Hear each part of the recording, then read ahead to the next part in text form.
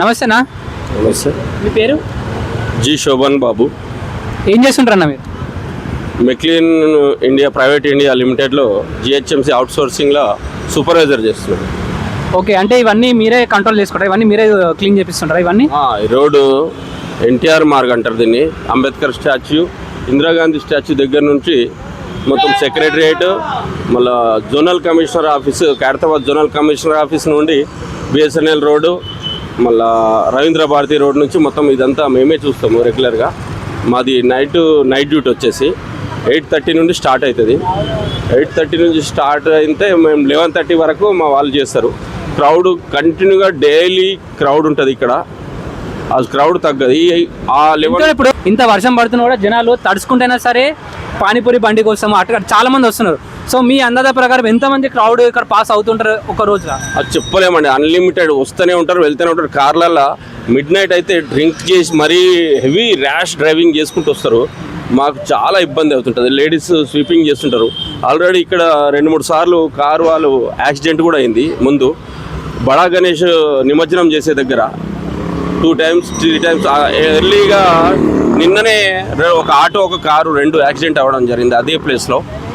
ఈ ice cream బండ్ల వాళ్ళు ఎంత అయినా కూడా నైట్లో వీళ్ళకి ఒక టైం లిమిట్ అనేది లేదు.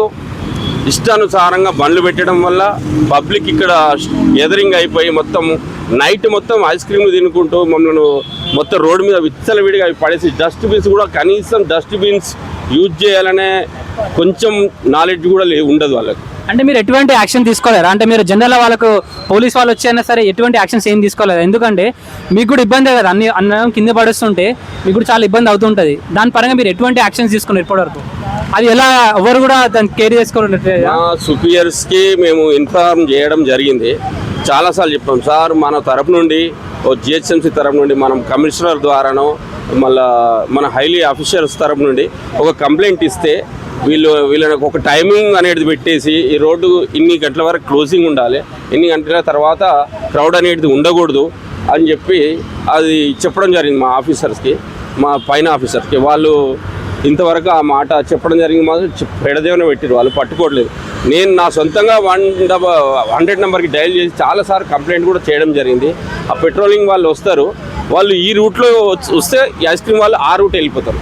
మళ్ళీ వెహికల్ అటు నుంచి ఇటు వచ్చేసరికి మళ్ళీ యాస్టేజ్గా ఈ రూట్లో మొత్తం ఐస్ క్రీమ్ బండ్లు హెరిటేజ్, క్వాలిటీ, స్కూప్, అమూల్ మొత్తం వీళ్ళైతే విపరీతంగా అసలు రోడ్లు మొత్తం మార్నింగ్ ఒకసారి మీరు ఎప్పుడన్నా వీలుంటే చూడండి, ఈ రోడ్డు మొత్తం ఐస్ క్రీమ్ కవర్లే ఉంటాయి మ్యాక్సిమం. ఓకే, క్రౌడ్ అయితే డ్రింకర్స్ బీర్లు సీసారు అవి తాగేసి పడేసిపోతుంటారు ఈ కార్లను వీళ్ళను. మళ్ళా యూత్ వచ్చేసి యంగ్ వాళ్ళు త్రిబుల్ రైడింగ్ చేస్తారండి. త్రిబుల్ రైడింగ్ డైలీ బైక్ ఒక స్టంట్లు చేస్తుంటారు, ఒక బైక్ ముందుపై లేపి నడిపించడం జరుగుతుంది. దానివల్ల ఎంతో మా వర్కర్స్ పడతారని చాలాసార్లు గొడవలు కూడా అయినాయి. నేను పోలీస్ వాళ్ళకు కూడా చెప్పాను, వాళ్ళు కూడా యాక్షన్ తీసుకున్నారు చాలాసార్లు. ఇంకా అవుతూనే ఉన్నాయి, అయితే ఆగట్లేదు. కంటిన్యూగా మాకు ఇదే రిపీట్ అవుతుంది. మాకైతే చాలా ప్రాబ్లం అయిపోతుంది ఈ ఐస్ క్రీమ్ బండ్ల వల్ల. వీళ్ళైతే 11 o'clock 11:30కి పానీపూరి వాళ్ళు క్లోజ్ చేసేస్తారు. ఈ ఐస్ క్రీమ్ బండ్లు మాత్రం అసలు తీయరు. మళ్ళీ ఇక్కడ ఒకటి నైట్లో సీక్రెట్గా వాళ్ళు చిన్నపిల్లల్ని పెట్టి కొందరు ఏదో డ్రగ్స్ కాకుండా గంజాయి అటువంటిది చిన్నపిల్లల్ని అమ్మించడం జరుగుతుంది. మరి పోలీసులు ఎవరు పట్టుకోలేదు, ఎందుకంటే ఇప్పుడు డ్రగ్స్ సీఎం రేవంత్ రెడ్డి గారు డ్రగ్స్ పైన చాలా సీరియస్గా దాన్ని పరిగణిస్తున్నారు. సో మరి ఆల్రెడీ ఇక్కడ చిన్నపిల్లలతో చెప్పేసి చాలా పెద్ద కేసు అవుతుంది కదా, మళ్ళీ ఎవరు కూడా ఎటువంటి యాక్షన్ తీసుకోలేదు దానిపైన ఇప్పటివరకు? ఎవరైనా కంప్లైంట్ చేస్తారా? ఫస్ట్ కంప్లైంట్ ఎవరు చేయలేదు. చిన్నపిల్లలు ఎవరు తీసుకోరు. చిన్నపిల్లలు ఇక్కడ మీరు నైట్ వస్తే 2-3 చిన్నపిల్లలు కనిపిస్తారు. అటు వాళ్ళకు సంబంధించిన వాళ్ళు అలీ అంట ఎవరెవరో ఉన్నారు, వాళ్ళు ఏమో దూరం ఉంటారు. ఆ పిల్లలతో సిగరెట్లు సేల్ చేయిస్తారు. సిగరెట్స్ చేయలేస్తారా? సిగరెట్లు ఉంటాయి కాబట్టి తెలియదు గంజాయి అనేది. సిగరెట్ స్మోక్ చేసుకుంటూ నిలబడతారు ముగ్గురు. మేమేమైనా చెప్తే నీ పని నువ్వు చేసుకో, నువ్వు నాకు చెప్పేది అది నా మీదకే రివర్స్గా అవుతారు. 2-3 సార్లు నా మీద గొడవకు కూడా వచ్చారు వాళ్ళు. పోలీసు వాళ్ళు ఎటువంటి యాక్షన్ తీసుకోలేదు, ఎందుకంటే ఇప్పుడు చిన్నపిల్లలతో అమ్మించడం అది కూడా రాత్రి పూట. సో మీరు ఎవరైనా కంప్లైంట్ చేస్తారా పోలీస్ వాళ్ళకు? అండ్ కంప్లైంట్ చేసిన తర్వాత వాళ్ళు వచ్చి ఎటువంటి యాక్షన్స్ ఏం తీసుకోలేదు ఎప్పటివరకు? గంజాయి అది చూడలేదు, కానీ సిగరెట్లు తాగడం వల్ల వాళ్ళు మత్తులో ఉండడం వల్ల అదొకటైతే అబ్జర్వ్ చేసిన నేను. అది గంజాయి అని మాత్రం క్లారిటీగా చెప్పలేను. అది మాత్రం మత్తుగా వాళ్ళు మాట్లాడే విధానాన్ని బట్టి మాత్రం అదే అనిపిస్తుంది నాకు. అయితే ఇప్పుడు ఇక్కడ చూసుకుంటేనా చాలా మంది ఇక్కడే పడుకుంటున్నారు, వర్కర్స్ అందరూ ఇక్కడే గుడిలో ఇక్కడే పడుకుంటున్నారు చాలా మంది.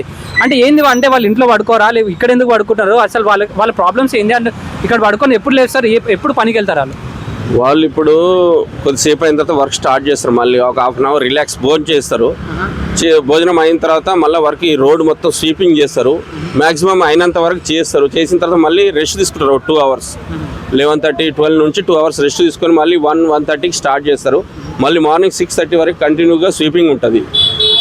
అంటే 1:30 నుంచి మార్నింగ్ 6:30 వరకు కంటిన్యూస్గా ఉంటుంది. కంటిన్యూగా అంటే ఇది జస్ట్ బికాస్ ఆఫ్ మన క్వాలిటీ వాల్స్ ఐస్ క్రీమ్ బండిల వల్లనా, లేకపోతే ఇంకా వరి వల్ల అంటే అన్ని గంటలు? ఎందుకంటే ఇప్పుడు ఈ రోడ్ ఎన్ని కిలోమీటర్స్ ఉంటుంది, ఈ రోజు ఇక్కడ నుంచి ఇక్కడ ఆల్మోస్ట్ ఒక 3 kilometers ఉంటుందా, 2 kilometers ఉంటుంది ఆల్మోస్ట్. 2 kilometers. సో 2 kilometers దాదాపుగా మీరు ఒక 4.5 గంటలు ఉడుస్తున్నారంటే ఎందువల్ల? ఐస్ క్రీమ్ వాళ్ళే మొత్తం చెత్త మొత్తం ఐస్ క్రీమ్ కవర్సే ఉంటాయి, ఎక్కువ శాతం వాళ్ళే బండ్లు ఉంటాయి. హెరిటేజ్, క్వాలిటీ, స్కూప్స్, అమూల్ ఇక్కడ ఉన్నాయి, మీకు బండ్లు కనిపిస్తున్నాయి కదా, ఇప్పుడు ఏం కనిపించదు. వాళ్ళు చిన్న చిన్న డబ్బాలు పెట్టుకుంటారు రోడ్ల మీద, ఇక ఇష్టానుసారంగా పడేసుకుంటూ వెళ్తారు. మార్నింగ్ 5 o'clock వరకు క్రౌడ్ ఐస్ క్రీమ్ తింటూనే ఉంటారు రోడ్ల మీద మొత్తం. మేము ఒక సైడ్ నుంచి స్వీపింగ్ చేసుకుంటూ వస్తే మళ్ళీ అక్కడ నుండి పడేసుకుంటూ వస్తారు. అచ్చా, అంటే ఇక్కడ వర్కర్స్ మా డాక్టర్ సార్ కూడా చాలాసార్లు రౌండింగ్కి వచ్చినప్పుడు, నువ్వు ఏం చేసావయ్యా, స్వీపింగే చేయించలేదు, రోడ్ మొత్తం అలాగే ఉంది, నువ్వు ఏం చేస్తున్నావు, నువ్వు అవసరం లేదు అని నన్ను తిట్టడం కూడా జరిగింది. అంటే వాళ్ళు సీసీ కెమెరాలో చూడారా?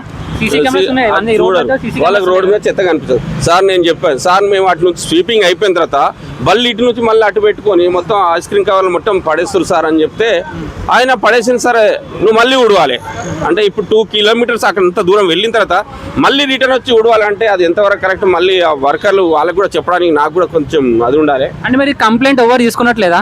ఎందుకంటే ఇది రెగ్యులర్గా ఎవ్రీడే జరుగుతుంది కదా, సో దీన్ని ఎలా స్టాప్ చేద్దాం అనుకుంటారు? ఎవరికి చెప్తే స్టాప్ అవుతుందని మీరు అనుకుంటారు మీ ఎక్స్పీరియన్స్లో? ఇప్పుడు నెక్లెస్ రోడ్లో టైం బాండ్ పెట్టారు, అక్కడ ఈ టైం ఇప్పుడు 11:30, 12 కాగానే రోడ్ క్లోజ్ చేసేస్తారు నెక్లెస్ రోడ్. ఇది కూడా అలా క్లోజ్ చేస్తే మాకు వర్కర్లకు కానీ మాకు ఏ ఇబ్బంది ఉండదు. నీట్గా రోడ్ మొత్తం నీట్గా చేసుకొని మేము క్లియర్గా ఉంచుతాం. ఎప్పుడైనా ఈ ఐస్ క్రీమ్ బండ్ల వల్ల మొత్తం క్లోజింగ్ అనేది ఏం లేదు. ఈ రోడ్డు నెక్లెస్ రోడ్ క్లోజ్ అయిపోతుంది 11:30, 12 అక్కడ ఏం రష్ ఉండదు, క్రౌడ్ ఉండదు, ఎవరిని అలౌట్ కూడా చేయరు అక్కడ. పోలీస్ పెట్రోలింగ్ బాగా నీట్గా ఉంటుంది. ఇక్కడ కూడా ఆ విధంగా ఉంటే బాగుంటుందని నా అభిప్రాయం. ఓకే, సో ఇప్పుడు ఇక్కడ వీళ్ళందరూ పడుకుంటున్నారు కదా, అంటే జనరల్గా అంటే వాళ్ళు ఏమైనా అవస్థలు ఇక్కడ వచ్చి ఎందుకు పడుకుంటున్నారు? జనరల్ ఇంటి నుంచి రావచ్చు కదా. సో అదే వాళ్ళు చాలా మందిని ఇందాకలో ఒకరు చెప్పడం జరిగింది, మాకు ప్రభుత్వం నుంచి జీతాలు రావడం జరగట్లేదు, సరిగ్గా జీతాలు రావట్లేదు, మేము ఊడ్చిన రోడే మళ్ళీ ఊడుస్తున్నాము, ఇంత హార్డ్ వర్క్ చేస్తున్నాము, దట్టు నైట్ షిఫ్ట్ లో ఇంత హార్డ్ వర్క్ చేస్తున్నాము, సో జీతాలు రావట్లేదు అంటున్నారు. సో మరి యాజ్ ఎ సూపర్వైజర్గా మీరు వాళ్ళ గురించి ఎలా మాట్లాడతారు? వాళ్ళు చేసే కష్టాన్ని మీరు పై వ్యక్తులకు ఎలా తీసుకెళ్తారు? వాళ్ళ జీతాలు పెంచే విధంగా ఏ విధంగా మీరు ప్రోత్సాహం చేస్తున్నారు వాళ్ళు? మా దాంట్లో ఎట్లుందంటే, పని చెయ్యి ఫలితం ఆశించకు. చేసిన వాడు ఇంకా ఏదైనా ఎదురు తిరిగి వర్కర్స్ గురించి ఏదైనా మాట్లాడితే మాత్రం వాడిని మాత్రం కంపల్సరీ వాడి మీద యాక్షన్ తీసుకుంటారు. ఎవరు తీసుకుంటారు యాక్షన్? మా మెక్లీన్ ఆఫీసర్స్, మీ పై ఆఫీసర్లు తీసుకుంటారు. అంటే మరి వాళ్ళు చేసే కష్టాన్ని గుర్తించారా? అందుకే ఇప్పుడు వాళ్ళు మాట్లాడడానికి కూడా భయపడి దూరం ఉన్నారు. 2 years నుండి ఇంక్రిమెంట్స్ లేవు, మాకు వీక్లీ ఆఫ్లు తప్ప ఏ పండగ సెలవులు లేవు, బోనస్లు అవి ఏమీ లేవు. కనీసం డ్రెస్ కూడా ఇప్పుడు చాలా రోజులు అవుతుంది, వాళ్ళకి డ్రెస్సు, షూస్, వాళ్ళకు సేఫ్టీగా నైట్ అంతా ఉడుస్తారు కాబట్టి గాజు పెంకలు అవి ఇవి కుచ్చుకుంటాయి. వాళ్ళకి లేడీస్కి కానీ జెంట్స్ కానీ షూ ఉండాలి, ఒక డ్రెస్ ఉండాలి, అవి సరిగ్గా ఇవ్వట్లేదండి. అందుకే చాలా ప్రాబ్లం ఉంది. 2 years నుండి ఇంక్రిమెంట్స్ కూడా లేదు, బోనస్ కూడా లేదు. అసలు స్టార్టింగ్ బోనస్ అనే మాటనే లేదు. పని చెయ్యి, డబ్బులు ఫలితం ఆశించకనే విధంగా ఉంది మా దాంట్లో. కష్టం మాత్రం విపరీతమైన కష్టం ఉంది. చేసిన దానికి కూడా ఫలితం చేశారని మాత్రం ఒక్కసారి కూడా ఆఫీసర్స్ కానీ మెడికల్ ఆఫీసర్స్ కానీ ఎవరైనా వీళ్ళు సరిగ్గా వెరీ గుడ్ పని చేస్తున్నారు, చాలా బాగా పని చేస్తున్నారు, ఎప్పుడూ మెచ్చుకోరు. ఎప్పుడు ఏదో ఒకటి సందులో చెట్లలో చిన్న కవర్ కనిపించినా ఏం చేస్తున్నారా మీరు చేయట్లేదు. ఐస్ క్రీము తినేసి ఆ కప్స్ స్పూన్స్ ఉంటాయి, కట్టె స్పూన్స్ ఉంటాయి, అవి రాళ్ళల్లో ఇరుక్కుంటే కూడా అవి చీపురుతో పోవు. ఆ సార్ వచ్చి అవి తీసి చూయించి ఏం చేస్తున్నారు, పుల్ల ఉంది, పుల్ల చీపురు కట్టెతో ఊడిస్తే పోదు. ఆ పుల్లలు కూడా పోవాలంటే అది ఎంతవరకు కరెక్ట్? దాన్ని పెద్ద మిషన్ పెట్టి క్లీన్ చేస్తే, అటువంటి దాంట్లో ఎయిర్ పెట్టి క్లీన్ చేస్తే, వాటర్ ప్రెషర్ పెట్టి క్లీన్ చేస్తే పోతుంది, కానీ మామూలుగా చీపురుతో అయితే పోదు అది. అంటే ఇప్పుడు ఇది ఈ ప్రభుత్వంలోనే జరుగుతుందా, లేకపోతే ప్రీవియస్ ఉన్న బీఆర్ఎస్ ప్రభుత్వంలో కూడా ఇలానే జరిగిందా? సో ఏ ప్రభుత్వం వచ్చినా అసలు ఏం జరగట్లేదా మీకు న్యాయం? ఆ ప్రభుత్వంలో అలాగే ఉంది, ఇప్పుడు అలాగే ఉంది. అప్పుడు కూడా మాకు ఎవరికి ఇంక్రిమెంట్స్ లేవు, సంవత్సరం ఏం లేదు. మేము చేస్తున్నాం అంటే 10,000 ఉండేది, 11,300 వస్తుంది వీళ్ళకి. మళ్ళీ డుమ్మలు అవి ఉంటాయి. వీళ్ళకు ఫెస్టివల్ హాలిడేస్ లేవు, ఇంక బోనస్లు లేవు, ఏం లేవు. కంటిన్యూస్గా నైట్ షిఫ్ట్ ఉంటుంది వీళ్ళకు, అంటే డైలీ రెగ్యులర్గా నైట్ డ్యూటీలు. నైట్ డ్యూటీ ఉంటుంది. Night duty. సో మరి ఇలా ఎన్ని సంవత్సరాల నుంచి చేస్తున్నారు జాబ్ వీళ్ళు అందరూ? నేనైతే 5 years నుంచి చేస్తున్నాను దీంట్లో. 3 years నుంచి. 3 years నుంచి. మీరమ్మా? మీరు అందరూ 3 సంవత్సరాల నుంచి చేస్తున్నారు. అంటే మరి 3 సంవత్సరాల నుంచి మీకు ఎటువంటి ఇంక్రిమెంట్ లేదు. ఏం లేదు సార్. మరి మీరు ఎవరిని అడుగుతారు, అంటే ఎవరిని అడగట్లేదా మీరు? మేము అడుగుతామంటే ఎవరిని అడగాలో అర్థం అవుతలేదు. మా సూపర్వైజర్ని అడుగుతున్నాం మేము. అది మీరు ఎలా, మరి దీన్ని ఎలా చేస్తారు మీరు? అంటే మీరు పై ఆఫీసర్ ఎలా చెప్తారు? ఎందుకంటే ప్రతి ఒక్కరు ఏంటంటే ఒక సంవత్సరం పని చేస్తే ఆ పనితీరుని బట్టి ఇంకొక సంవత్సరాలు అట్లీస్ట్ కొద్ది గొప్ప పెంచుతారు, అదే చూస్తారు ప్రతి ఒక్కరు. కానీ ఇక్కడ 3 సంవత్సరాల నుంచి కూడా ఒక్కరు కూడా జీతాలు పెంచట్లేదంటే మరి అది మీరు అలానే ఎందుకు పనిచేస్తున్నారు, ఎందుకు పెంచట్లేదు వాళ్ళు? ఇంకా పెంచుతాం, రెన్యువల్ కాలేదు అంటున్నారు కదా మా డ్యూటీలు. ఇది ప్రైవేట్ డ్యూటీ కదా, మాకు రెన్యువల్ కాలేదు. రెన్యువల్ కానందుకు మేము ఎప్పుడు ఎందుకు పెంచుతాం? గవర్నమెంట్ అప్పుడు రెన్యువల్ అయితే రెన్యువల్ కాలేదు అని చెప్పుకొస్తున్నారు, కానీ రెన్యువల్ అయినప్పుడు కూడా ఎప్పుడు ఏమి ఇంక్రిమెంట్స్ చేయలేదు సరిగ్గా. ఇప్పుడు వేరే వాళ్ళు ఉన్నారు, ఎస్ఎఫ్ఏ వాళ్ళకు 18,000 శాలరీ ఉంది, వీళ్ళకి చాలా తక్కువ ఉంది. దానికి దీనికి కంపారిజన్ చేసుకుంటే అసలు వాళ్ళ వర్క్కి మా వర్క్ చాలా డిఫరెన్స్ ఉంటుంది.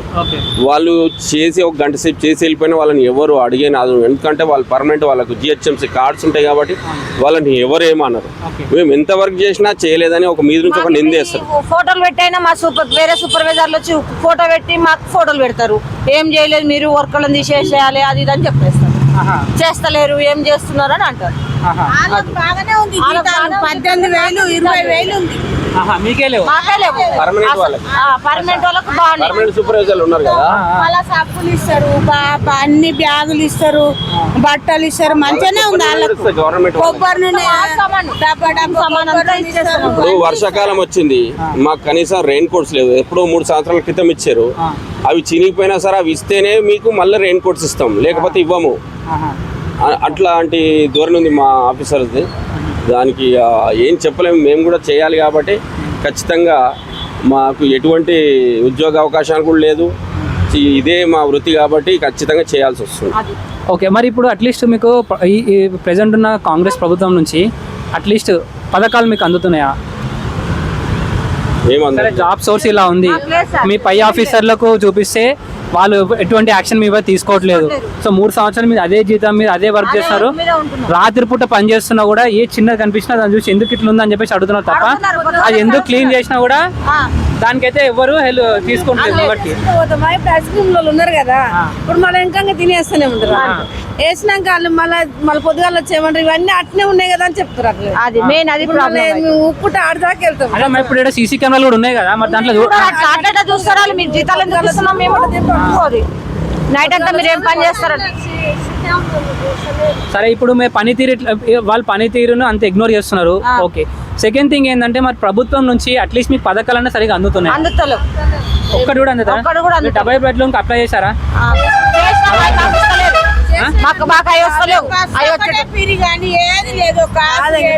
మేము డబుల్ బెడ్రూమ్ పెట్టినాం, మాకు రాలేదు. ఎప్పుడు పెట్టిన అప్లికేషన్? పోయిన సంవత్సరం కిందనే పెట్టినాం. ఈ రేవంత్ రెడ్డి వచ్చినాక పెట్టాము, కేసీఆర్ ఉన్నప్పుడు కూడా పెట్టాము, వచ్చినాకే వస్తున్నాయి. మేము పెట్టినాము, డబుల్ బెడ్రూమ్ కి అప్లై చేసినాం. మళ్ళీ తర్వాత రేవంత్ రెడ్డి వచ్చిన తర్వాత కూడా సర్వే చేసిన తర్వాత దాంట్లో కూడా అప్లై చేసినాం.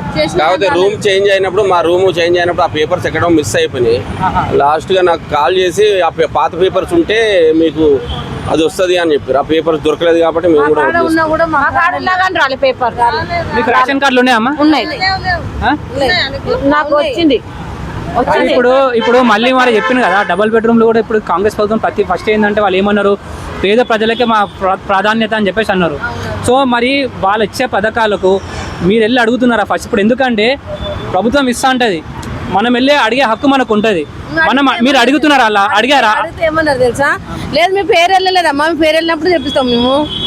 ఏం పేరు అంటున్నారు అంటే ఎక్కడ? మీరు డబుల్ బెడ్రూమ్ గురించి మీరు దానికి డాక్యుమెంటేషన్ సబ్మిట్ చేశారా? చేసినాం, అన్ని చేసినాం కూడా మళ్ళీ పేరు పేరు వెళ్తే ఫోన్ చేస్తాము, ఫోన్ చేస్తానే ఫోన్ కూడా చేస్తలేదు, చేయలేదు, రాలేదు.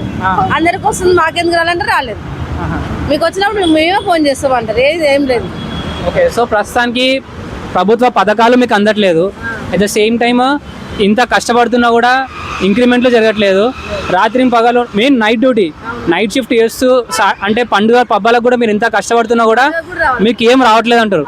సో మీరు ఇప్పుడు మా ఛానల్ తరపున ప్రభుత్వానికి ఏం చెప్పదలుచుకున్నారు, మీ ఆవేదన ఒకసారి చెప్పండి. మాకు జీతాలు పెంచాలి సార్, మా పండగ సెలవులు కావాలి. ఒక్కనాడు రాకుంటే మేము ఇది చేస్తాము, అది కట్ చేస్తాము, అది చేస్తాం అంటారు. మాకు అలా 11,000 జీతాలు కట్ చేస్తే మాకు ఎంత వస్తాయి సార్? అది మాకు మెయిన్ ప్రాబ్లం అదిగా సార్. మాకు కరెక్ట్ జీతాలు వేస్తున్నారు, రేట్లే రెండలేం. పండుగ చుట్టాలు వచ్చినా దాదులు పెట్టి రావాలి.